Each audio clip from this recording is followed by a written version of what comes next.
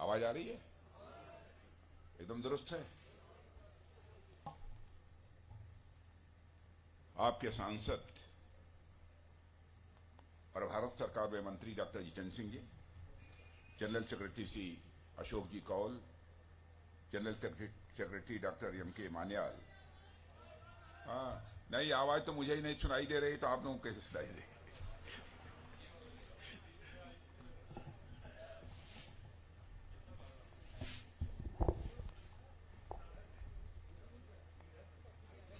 ले आइए, ले आइए,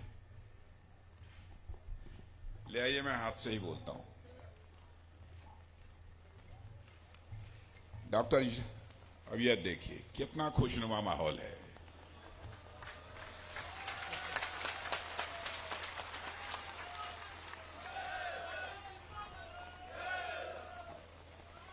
ये डॉक्टर जितेंद्र सिंह जी का करिश्मा है।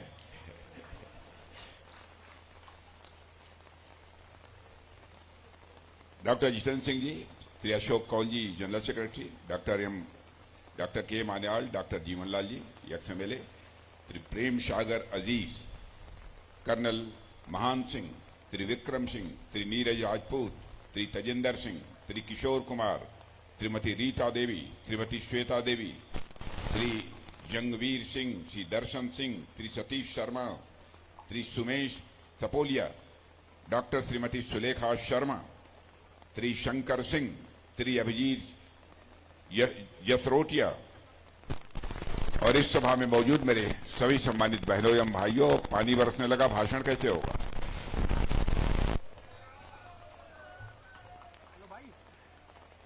वैसे आप इतना ही कहना चाहूंगा बहनों भाइयों, शायद ये पहली बार इस स्थान पर किसी सार्वजनिक सभा को संबोधित करने के लिए आप लोगों के सामने खड़ा हुआ हूं। वैसे जम्मू कश्मीर के अधिकांश स्थानों पर मेरा जाना हुआ है, वहां की सार्वजनिक सभाओं को भी मैंने संबोधित किया है, लेकिन जम्मू कश्मीर में इस बसोली स्थान पर पहली बार किसी सार्वजनिक सभा को संबोधित करने के लिए आप लोगों के सामने खड़ा हुआ हूं। पहली बार आया हूं, फिर भी आप लोगों ने बहुत ही गर्मजोशी के साथ स्वागत किया है। भारत की परंपरा है और शिष्टाचार का तकाजा भी है। स्वागत, अभिनंदन और सलाम दुआ कभी एक तरफा नहीं होना चाहिए। इसलिए मैं भी अपनी तरफ से शीश झुकाकर आप सभी बहनों भाइयों का हार्दिक अभिनंदन करता हूं, आप सभी का स्वागत करता हूं। मेरे बहनों भाइयों, जम्मू कश्मीर का जहां तक प्रश्न है, मैं सचमुच आपको लोगों को सौभाग्यशाली मानता हूं कि आप लोगों को डॉक्टर जितेंद्र सिंह जैसा सांसद मिला है। सरकार में मंत्री के रूप में बखूबी अपनी जिम्मेदारी का वो निर्वाह करते हैं। और इतना ही नहीं, भारत की संसद में यदि किसी विषय पर बोलना होता है तो डॉक्टर जितेंद्र सिंह जी जितने प्रभावी तरीके से बोलते हैं कि सभी के द्वारा उसकी सराहना की जाती है। ऐसे हैं आपके डॉक्टर जितेंद्र सिंह। लेकिन चुनाव हो रहा है, तीसरी बार वह प्रत्याशी बनकर चुनाव के मैदान में है। पता नहीं, मुझे ऐसा लगता है, पता नहीं सही लगता है कि नहीं लगता, मैं नहीं जानता, आप लोग ज्यादा जानते होंगे। पहले की अपेक्षा कई भारी मतों से डॉक्टर जितेंद्र सिंह जी आप लोगों के आशीर्वाद से विजय हासिल करने जा रहे हैं।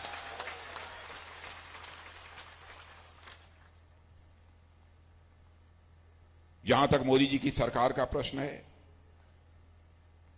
भारत ही नहीं सारी दुनिया इस सच्चाई को स्वीकार करती है कि भारत तेजी के साथ आगे बढ़ रहा है।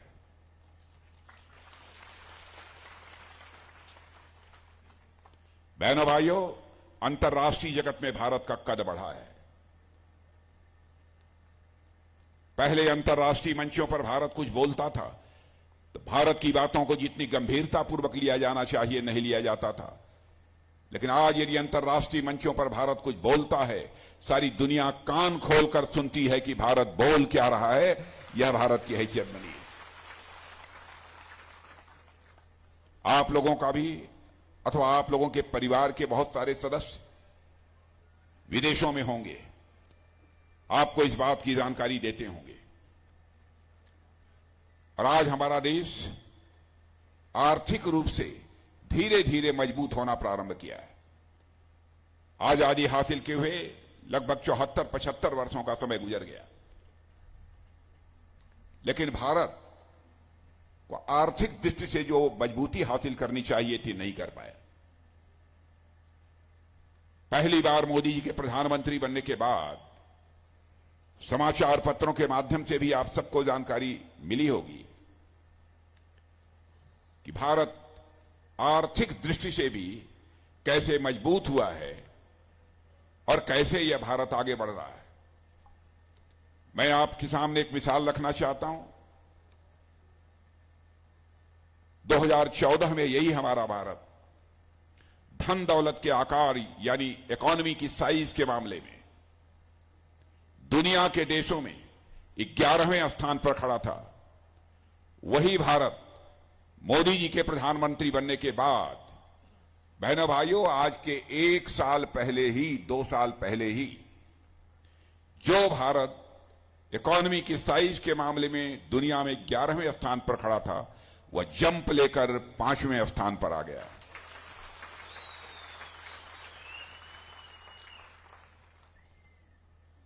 और सारी दुनिया के अर्थशास्त्री मानते हैं, दुनिया की जानी मानी फाइनेंशियल फर्म्स भी मानती है, उनका दावा है भारत जिस तेजी के साथ आगे बढ़ रहा है, इस सच्चाई को नकारा नहीं जा सकता कि 2026 समाप्त होने के बाद 2027 आते आते यही भारत इकोनॉमी की साइज या अर्थव्यवस्था के आकार के मामले में दुनिया की टॉप 3 कंट्रीज में आकर खड़ा हो जाएगा।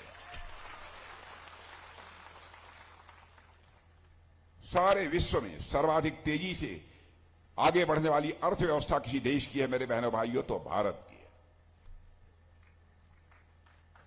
हम लोग कितने सौभाग्यशाली हैं कि ऐसा एक सशक्त नेतृत्व मिला है।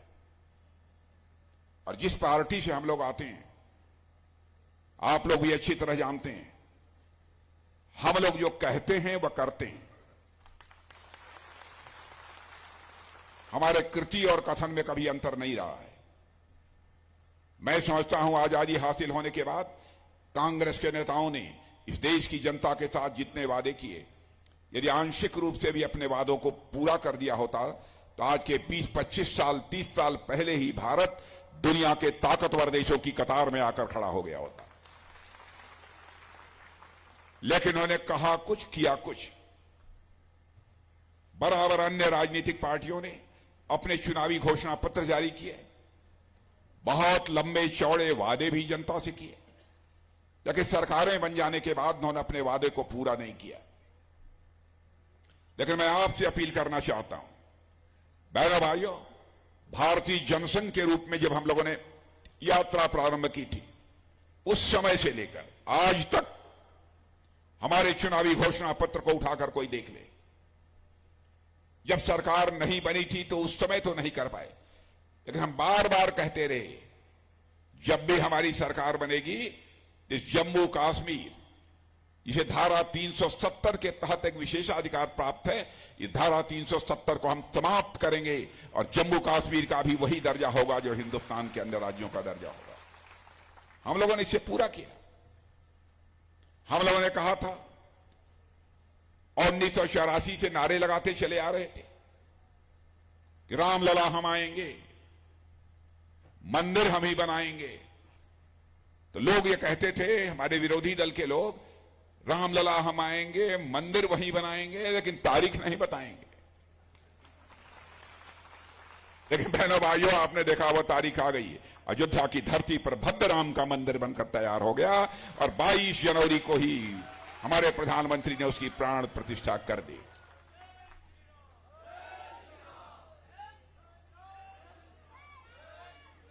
और मुझे तो पता नहीं क्यों यह एहसास होता है कि भारत में भी अब राम राज्य का आगाज हो चुका है। बहनों भाइयों, राम राज्य आने से भी कोई रोक नहीं पाएगा।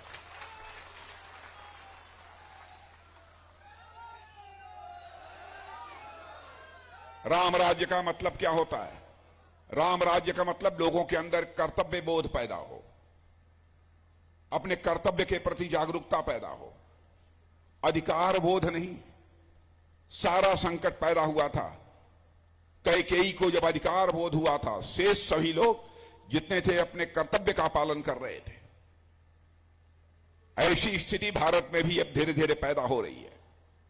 जब सरकार में बैठे हुए लोग अपने कर्तव्य का पालन करेंगे, उसे अधिकार समझकर काम नहीं करेंगे, कर्तव्य के प्रति अपने जागरूक रहेंगे, तो सारा हिंदुस्तान मैं समझता हूं सारे भारत के नागरिक भी धीरे धीरे जागरूक होते जाएंगे, उन्हें कर्तव्य बोध होता जाएगा।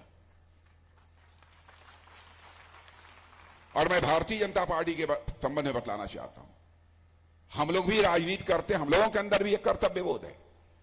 हम राजनीति करते हैं तो केवल सरकार बनाने के लिए राजनीति नहीं करते, हम राजनीति करते हैं मेरे बहन भाइयों देश बनाने के लिए हम लोग राजनीति करते हैं। और यह करके मोदी जी के नेतृत्व की सरकार ने दिखा दिया, जो कहा सो किया। हम लोगों ने कहा था नागरिकता कानून पास करेंगे, नागरिकता कानून पास कर दिया। अब इसको लेकर भी लोग गलतफहमी पैदा करने की कोशिश कर रहे हैं कि बहुत सारे लोगों की नागरिकता चली जाएगी। बहनों भाइयों, जो भारत का नागरिक है उसकी नागरिकता किसी भी सूरत में नहीं जाने वाली है। अब एक चीज बची है, यूनिफॉर्म सिविल कोड। इस बार के घोषणा पत्र में हम लोगों ने डंके की चोट पर कहा है 5 वर्षों के अंदर हम यूनिफॉर्म सिविल कोड भी यहां लागू करेंगे।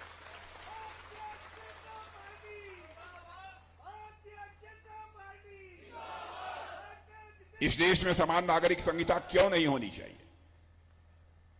इसका किसी के पास कोई तर्क नहीं है।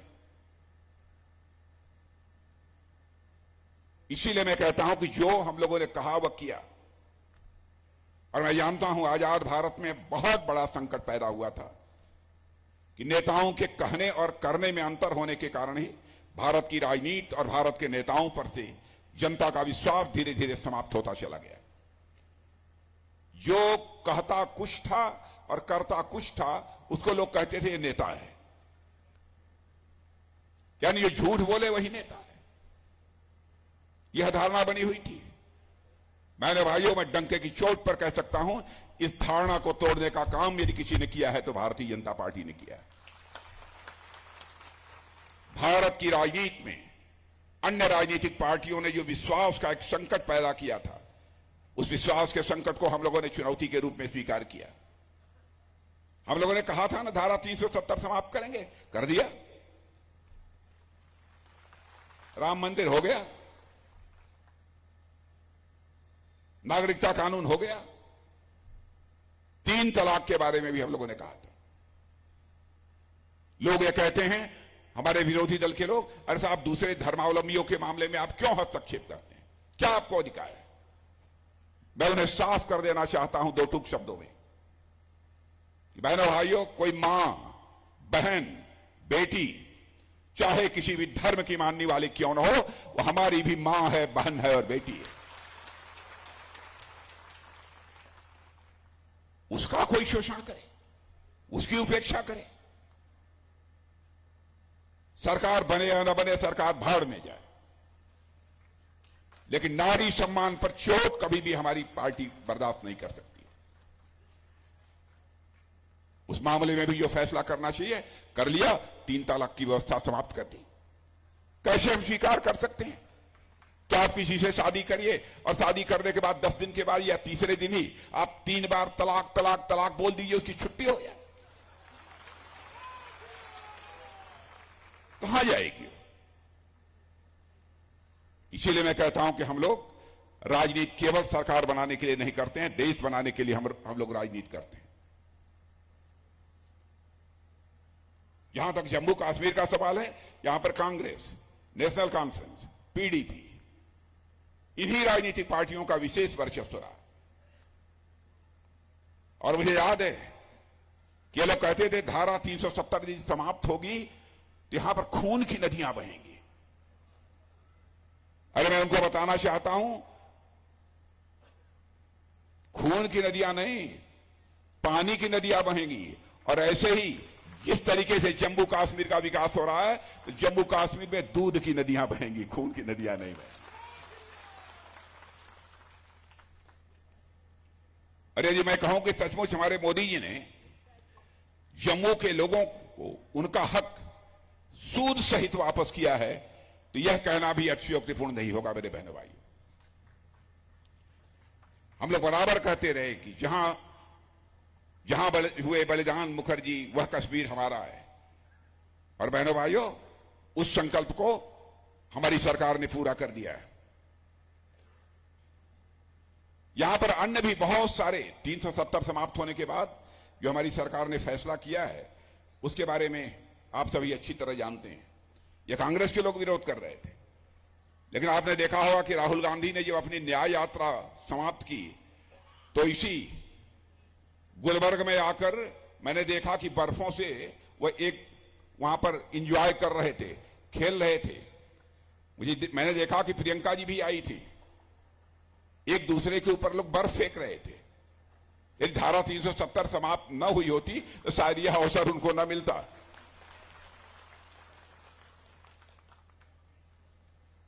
और जिस प्रकार से अमन अमान की स्थिति यहां पर पैदा हुई है, बहनों भाइयों, उसकी जितनी भी सराहना की जाए वह कम है। और इसकी चर्चा केवल भारत की सीमाओं तक ही सीमित नहीं है, दुनिया के दूसरे देशों में भी है। मुझे याद है कि पहले यहां पर मां वैष्णो देवी के दर्शन के लिए जब श्रद्धालु आते थे, तो उनके बस की चेकिंग होती थी, उनके बैग की चेकिंग होती थी। लेकिन आज इस चेकिंग सिस्टम को हम लोगों ने समाप्त कर दिया, कोई जरूरत नहीं होती है। जो श्रद्धालु माता रानी का दर्शन करना चाहता है, माता रानी का दर्शन समाप्त कर सकता है। अब जम्मू कश्मीर फुल स्पीड से आगे बढ़ रहा है। मैं उन सब सारी परियोजनाओं की यहां पर चर्चा नहीं करना चाहूंगा, जिसकी चर्चा अभी हमारे डॉक्टर साहब ने की है। लेकिन महबूबा जी, मैं आपको याद दिलाना चाहता हूं, आपने कहा था कि धारा 370 समाप्त होगी, यहां पर भारत का तिरंगा उठाने वाला कोई नहीं मिलेगा। आज तिरंगा जम्मू कश्मीर के कोने कोने में लहरा रहा है।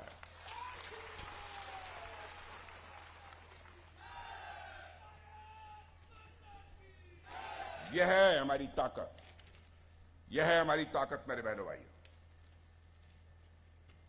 और आज मैं आपसे कहना चाहता हूं, हमारे प्रधानमंत्री ने बहुत सारे काम किए।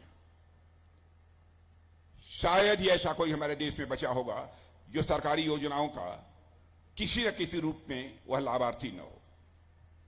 गरीबों का अथवा मध्यम वर्गीय लोगों का जहां तक प्रश्न है, आप उन बारे में भी जानते हैं कौन सी सुविधाएं मिली हैं। मैं जम्मू कश्मीर में भी जानता हूं, बहुत सारे ऐसे घर हैं जहां पर कि नल के माध्यम से जल नहीं पहुंचता था। नल के माध्यम से घरों में जल पहुंचना चाहिए सारे देश में। पहली बार किसी प्रधानमंत्री ने चिंता की तो हमारे संवेदनशील प्रधानमंत्री मोदी जी ने चिंता की इसकी। आपने देखा होगा कि राजस्थान, मध्य प्रदेश, छत्तीसगढ़, झारखंड के कई ऐसे जिले हैं मेरे बहनों भाइयों की माताएं बहनें दूर दराज किसी नाले से, किसी नदी से घड़ों में पानी भरकर और घड़े पर घड़ा रखकर अपने सिर के ऊपर वह पानी लेकर आती थी और अपने घर की आवश्यकताओं को पूरा करती थी। लेकिन महिलाओं को जिन कठिनाइयों का सामना करना पड़ता था, उसका एहसास यदि किसी को पहली बार हुआ भारत की राजनीति में, तो हमारे प्रधानमंत्री मोदी जी को हुआ। और उन्होंने कहा, चाहे जो कुछ भी हो, जितना पैसा लगेगा हम लगाएंगे, लेकिन हम हर घर में नल के माध्यम से जल पहुंचाएंगे। और मैं आज आप लोगों से भी कहना चाहता हूं, यदि किसी का घर यहां छूट गया होगा बहनों भाइयों, आप पक्का विश्वास रखिए आपके घर में भी नल के माध्यम से जल पहुंचकर रहेगा, एक भी घर शेष नहीं बचेगा। किसी ने कभी चिंता नहीं की।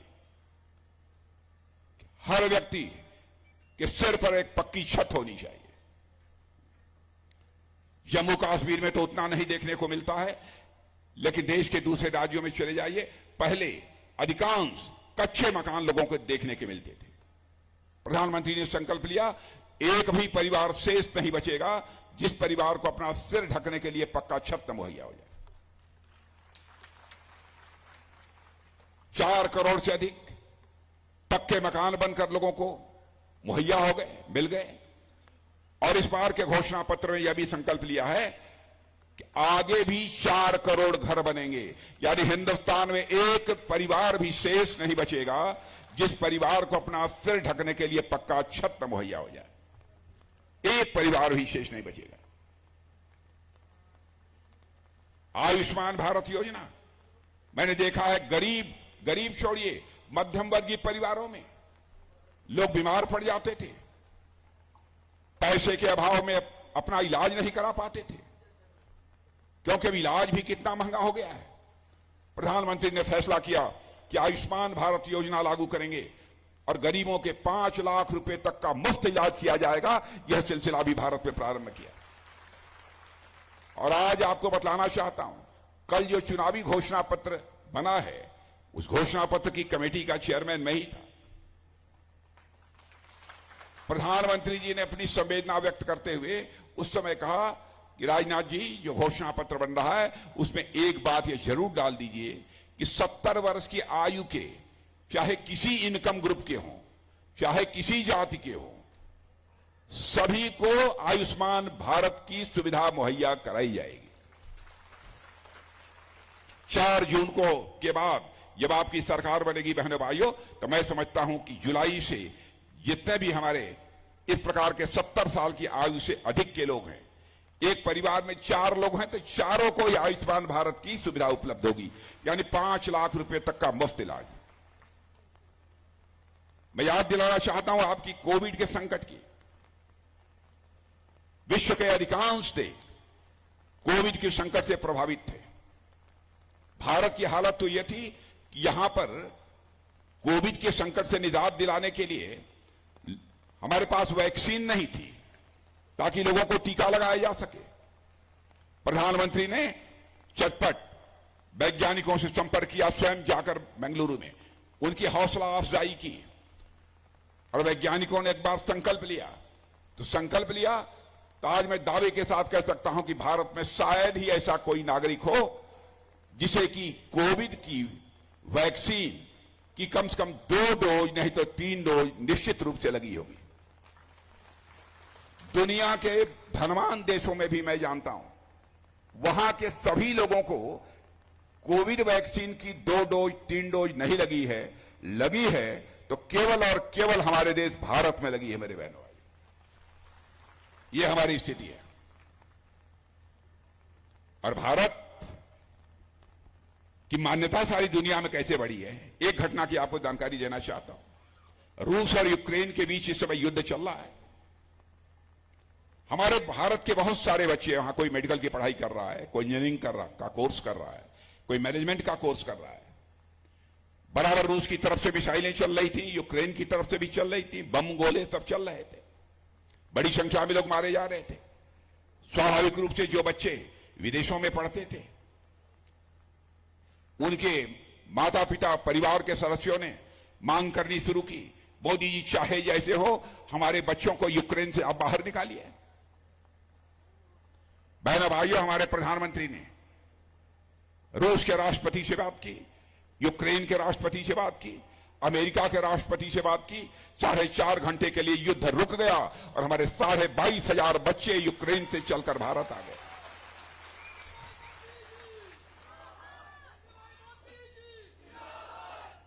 हमारी बहनें यहां पर बैठी हैं, इनको भी बताना चाहता हूं, क्योंकि मैं आया तो जो वहां मिल रहा था कुछ सेल्फ हेल्प ग्रुप की बहनें भी थी। सेल्फ हेल्प ग्रुप के माध्यम से बहनों भाइयों, अब तक 1 करोड़ बहनों को लखपति बनाने का काम किसी सरकार ने किया है तो मोदी जी की सरकार ने किया। और हम लोगों का संकल्प है कि ऐसी 3 करोड़ बहनों को हम लखपति बनाएंगे। बहनों भाइयों, 3 करोड़ बहनों को हम सेल्फ हेल्प ग्रुप के माध्यम से लखपति बनाएंगे। बड़े संकल्प को लेकर हम लोग काम कर रहे हैं। और मैं यह भी आपको दिलाना चाहता हूं, राजनीतिक पार्टियां किस तरीके से आजाद भारत में जनता को गुमराह करती रही हैं। कांग्रेस की पार्टी ने पहले ही प्रारंभ से 51 से यह कहना प्रारंभ कर दिया था, हमारी सरकार बना दो, भारत की गरीबी समाप्त कर देंगे, गरीबी दूर कर देंगे। नेहरू जी ने भी कहा, इंदिरा जी ने भी कहा, राजीव गांधी ने कहा, जो आते थे सब गरीबी ही दूर करते थे। कोई गरीबी दूर नहीं कर पाया। लेकिन मैं कह रहा हूं, और मैं ही नहीं कह रहा हूं, बल्कि यहां की बड़ी बड़ी वित्तीय संस्थाएं, नीति आयोग यह दावा कर रहा है कि आजाद भारत में पहली बार इतने कम समय में 25 करोड़ लोगों को गरीबी रेखा से बाहर करने में कामयाबी किसी ने हासिल की है, तो मोदी जी के नेतृत्व की सरकार ने यह कामयाबी हासिल की है। भारत के बारे में धारणा बदल गई है बहनों। पहले भारत माना जाता था सॉफ्ट स्टेट है, लेकिन अब लोग जानते हैं भारत का चरित्र है। भारत ने आज तक न तो दुनिया किसी देश पर कभी कोई आक्रमण किया है, न दुनिया के किसी देश की 1 इंच जमीन पर कब्जा किया है। यह भारत का चरित्र रहा है। लेकिन आपने देखा यह उरी और पुलवामा की घटना हुई, तो उस समय भारत का चरित्र लोगों को समझ में आ गया होगा कि क्या है।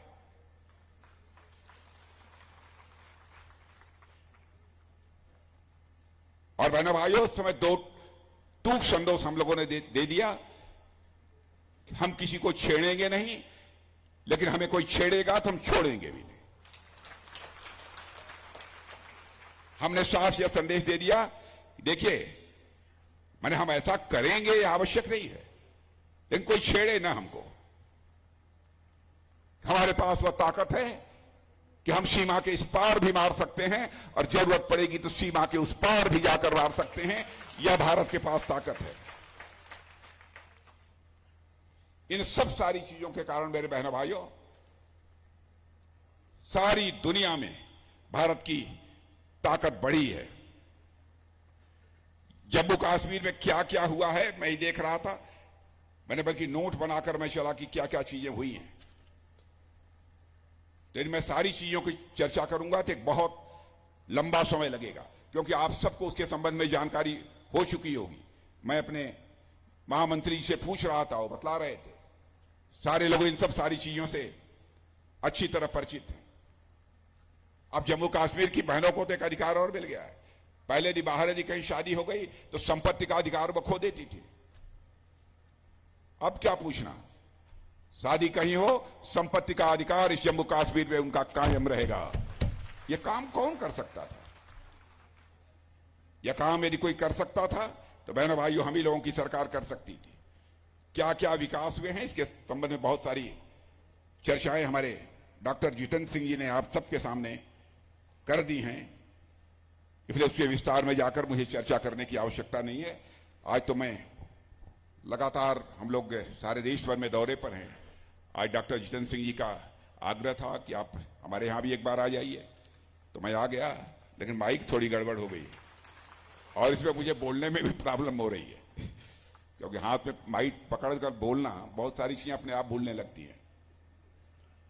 ये मजबूरी है, लेकिन इसमें किसी का दोष नहीं है, कभी कभी हो जाती है गड़बड़ी इस प्रकार की। लेकिन मैं आप सबसे यही अनुरोध करना चाहता हूं कि डॉक्टर जितेंद्र सिंह जी को, अरे अनुरोध करने की भी लगता है मुझे कोई जरूरत नहीं है, आप लोगों ने मन बना लिया है कि डॉक्टर जितेंद्र सिंह जी को भारी मतों से हमको बीए दिलाकर भेजना।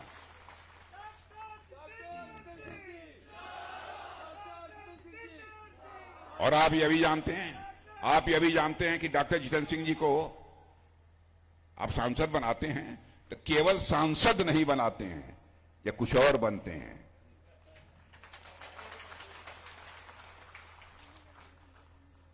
इसलिए बहनों भाइयों, आज के अवसर पर इससे ज्यादा कुछ न कहते हुए आप सभी को धन्यवाद देते हुए अपना निवेदन समाप्त।